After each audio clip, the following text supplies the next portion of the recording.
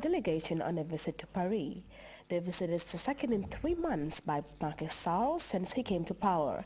Addressing the press in the French capital, Sall says he discussed with his French counterpart the current instability in the West African region, especially the worsening security crisis in Mali. We have details in this report. President Macky Sall of Senegal is on his second official visit in 3 months to Paris.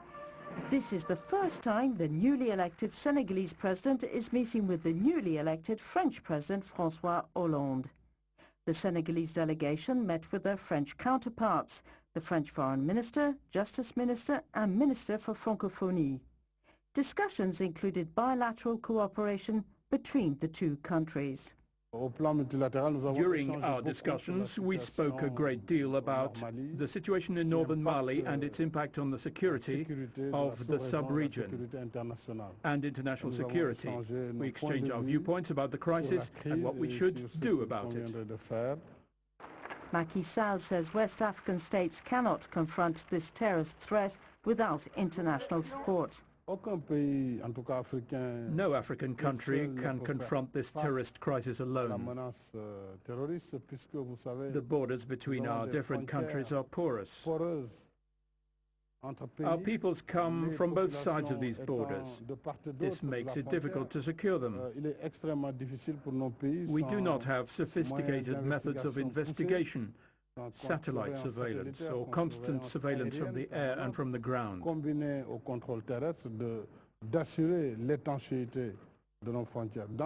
This question will or will not be resolved through cooperation with ECOWAS, the African Union and the United Nations Security Council. President Macky Sall will return to Dakar next Tuesday. During his stay, he will be meeting with the Senegalese diaspora living in France. At least 600 soldiers of the DR Congo Army have fled into neighboring Uganda following fierce clashes with the M23 rebel group. Shell-shocked deserting soldiers fled for their lives after coming under attack from the heavily armed rebels. And in Sudan, protesters have clashed with the police in Khartoum. The crowd is calling for a reduction of skyrocketing food prices and an end to one-party rule in the country. We have details of those stories and others in this roundup of news.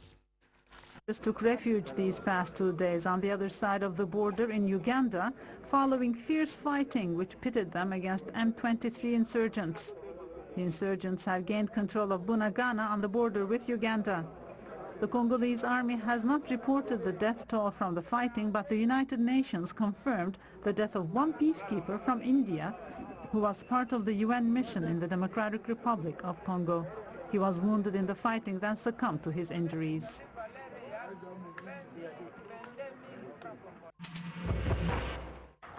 Hundreds of Sudanese demonstrators took to the streets of Khartoum after Friday prayers yesterday. The popular movement, which was launched on the 16th of June by students to protest price hikes, is now backed by a coalition of opposition parties, which is determined to put an end to single-party rule in Sudan. The movement grew after the announcement of an austerity plan, which includes the scrapping of subsidies for fuel. Fuel prices immediately jumped up by 50%.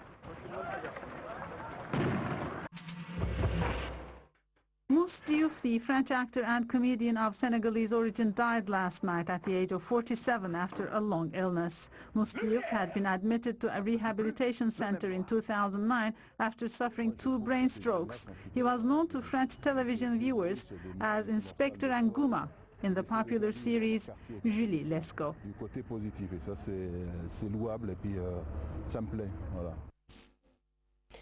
Journalists in Nigeria, particularly in the north of the country, have now become the target of militant groups wreaking havoc in that part of the country. Nigerian journalists are now caught up in the difficult web of protecting themselves while trying to be neutral in an ethnically polarized society. Let's look at this report for more on that. Interviewing eyewitnesses, comparing sources, as he does every day, Femi Adi is exercising his profession as a journalist in Kaduna, a major city in the north of Nigeria. Today he is covering the progress made in repairing this church, which was the target of a suicide attack a few days ago. The recent threats by Islamists are making it very difficult for him to do his job. Some of us have been shortlisted, as possible targets of Boko Haram. 2 months ago, in front of this building housing several Nigerian newspapers, a car bomb explosion killed one person. Since then, journalists have been trying to keep a low profile. What was here was a sticker of the Moment newspaper. It was a circulation vehicle used for the Moment to bring in newspapers from Abuja to Kaduna. And no more sign? Yeah, so they've removed it now to avoid attraction on the car, so that the car will not be a subject of attack. These are some of the signboards. This is this day, and that is the Moment. So they had to remove them. Terrorist attacks are not the only danger Nigerian reporters are facing. In a country ravaged by ethnic and religious tension, it's hard to claim neutrality. Femi Adi is Christian. When the tension is high between the two communities, he has to avoid Muslim neighborhoods. Approximately 7. Anybody could be subject of attack. And that's why we limited ourselves. The Christians are in the Christian areas. Then we'll make phone calls to our Muslim bloggers who live somewhere in the Muslim areas to give us information about what is happening there, and then we'll add up to our reports. That's what we do for now. Fortunately, a form of solidarity has been established among journalists. They meet every day to exchange information. There is a very strong bond, there is a very strong unity among us journalists, irrespective of Christianity, Islam, or whatever. We are just journalists. We also try our best to be very objective in our reporting, which now brings us back to, protecting ourselves. In 2012, an Institute on Press Security put Nigeria as the 5th most dangerous place in the world for journalists. And from that, a reminder of our top stories before we go. Associations of local cashew producers and traders have formed a federation tasked with the responsibility of expanding the nascent but lucrative cashew business in the country. 1,000 families in the North Bank and Lower River regions reeling from the effects of last year's crop failure have received food supplies from Gambia Red Cross Society. Over 600 shell-shocked DR Congo regular soldiers have fled into neighboring Uganda after coming under intense attack by heavily armed M23 rebel fighters. And Senegalese President Macky Sall and a high-powered delegation are visiting Paris, the second such trip since his election 3 months ago. Well, you can also follow the day's stories and other GRTS programs live on our website, which is at www.grts.gm. There you can also monitor GRTS Radio live. Well, that's all in this edition of the news. Thanks for the pleasure of your company and enjoy the rest of the day.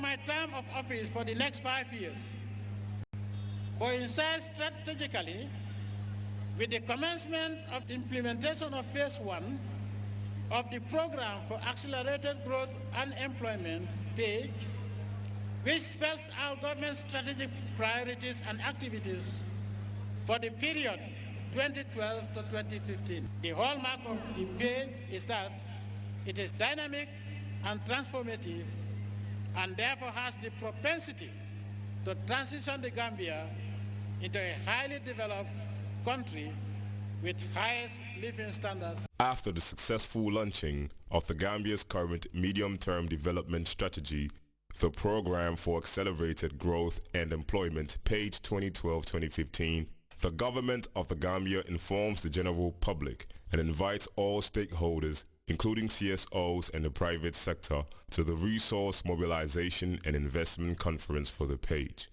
The conference will be held at the Kairaba Beach Hotel on Thursday 12th and Friday 13th July 2012 from 8:30 a.m. Delegates will include foreign investors from around the world. and non-resident development partners.